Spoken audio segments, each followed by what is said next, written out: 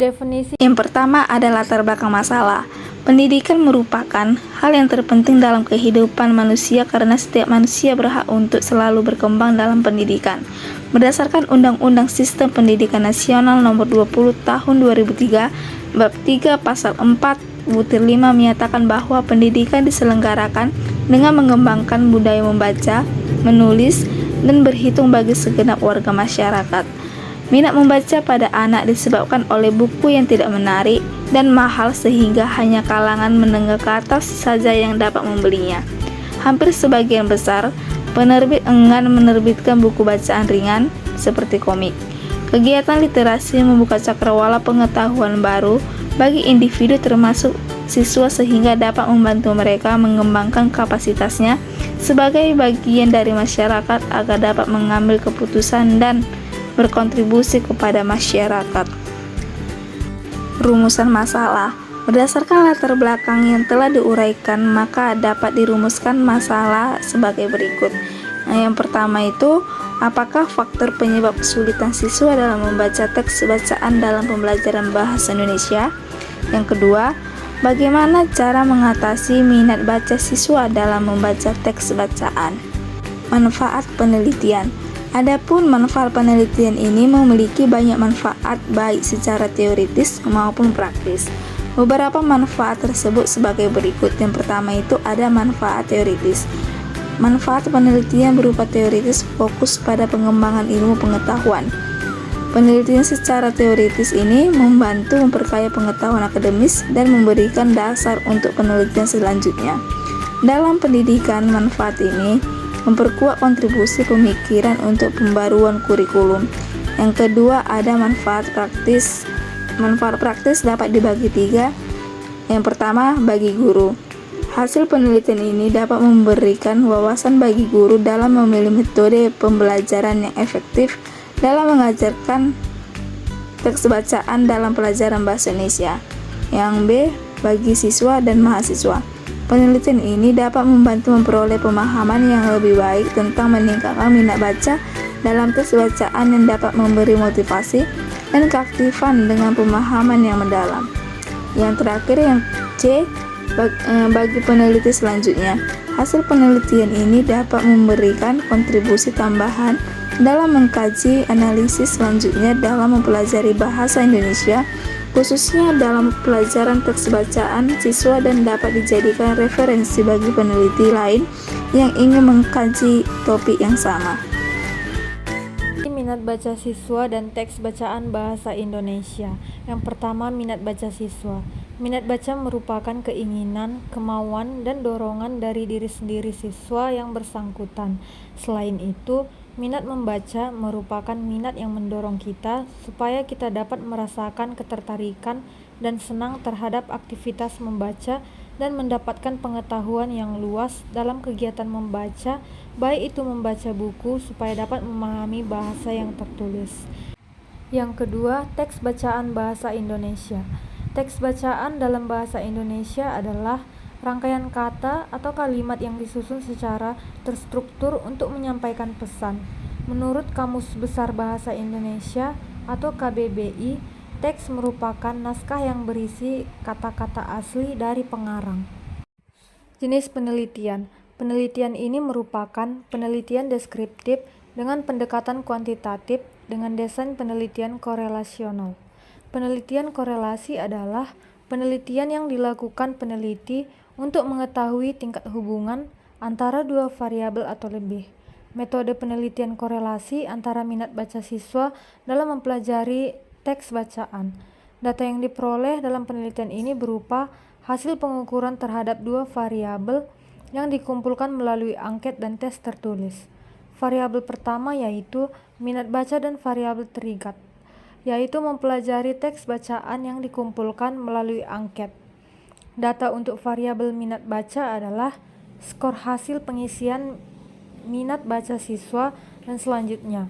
Data variabel mempelajari teks bacaan adalah skor hasil tes mempelajari teks bacaan. Lokasi populasi dan sampel pada penelitian. Lokasi yang digunakan pada penelitian ini adalah di SMP Negeri 27 Medan yang berada di Jalan Pancing Pasar 4 Nomor 2 Kenangan Baru, Kecamatan Percut Seituan, Medan, Sumatera Utara 20371. Waktu penelitian dilaksanakan selama 2 minggu, yaitu pada bulan Oktober 2024. Populasi dalam penelitian ini adalah siswa kelas 7 SMP Negeri 27 Medan.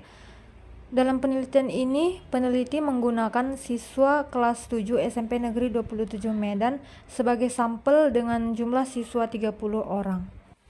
Melalui observasi dan pembagian angket menganalisis minat baca siswa dengan bahan ajar yang digunakan oleh peneliti dan diaplikasikan di sekolah, maka peneliti mendapatkan data dan hasil sebagai berikut. Bisa kita lihat pada tabel. Lalu yang pertama menentukan hipotesis. Hipotesis 0HO pada uji korelasi pada angket minat baca siswa menyatakan bahwa tidak terdapat perbedaan minat baca siswa yang signifikan. Uji hipotesis dilakukan setelah semua data hasil penelitian terkumpul. Jika hipotesis alternatif HA diterima dan hipotesis 0 ditolak, maka dapat disimpulkan bahwa terdapat hubungan antara variabel-variabel yang diteliti. Yang kedua, menentukan rumus korelasi. Rumusnya itu RX-Y sama dengan N sigma X4 dikurang sigma X dikali sigma Y per akar N dikali sigma X2 dikurang sigma X2 kuadrat dikali N dikali sigma Y kuadrat dikali 2. Data hasil penelitian pada variabel minat baca digolongkan menjadi 3 kategori. Kategori tersebut ialah tidak setuju, setuju, kurang setuju, dan sangat setuju. Jumlah terbanyak dikali jumlah responden dibagi 100. Pengaruh antara minat membaca dengan memahami teks bacaan pada peserta didik kelas 7 SMP Negeri 27 Medan berdasarkan uji korelasi di atas menggunakan koefisien korelasi untuk mengukur kekuatan hubungan antara dua variabel. Koefisien korelasi mengukur seberapa cenderung dua variabel untuk bergerak bersama-sama. Diperoleh untuk minat peserta menunjukkan bahwa hasil yang diperoleh lebih besar dari 0,05 dikali 0,1 lebih besar dari 11,4 sehingga dapat disimpulkan bahwa data tersebut berdistribusi normal. Kemudian, nilai uji korelasi untuk memahami teks bacaan juga lebih besar dari 0,05 dikali 0,4 lebih besar dari 7,6. Jadi, dari uji korelasi di atas menunjukkan bahwa data tersebut berdistribusi normal. Dalam tingkat hubungan antara variabel terikat dengan beberapa variabel bebas dapat dinyatakan dalam koefisien korelasi ganda dengan simbol R. Koefisien korelasi merupakan indeks atau bilangan yang digunakan untuk mengukur keeratan atau kuat, lemah, dan tidak ada. Hubungan antar variabel menurut Hasan tahun 2002 halaman 233.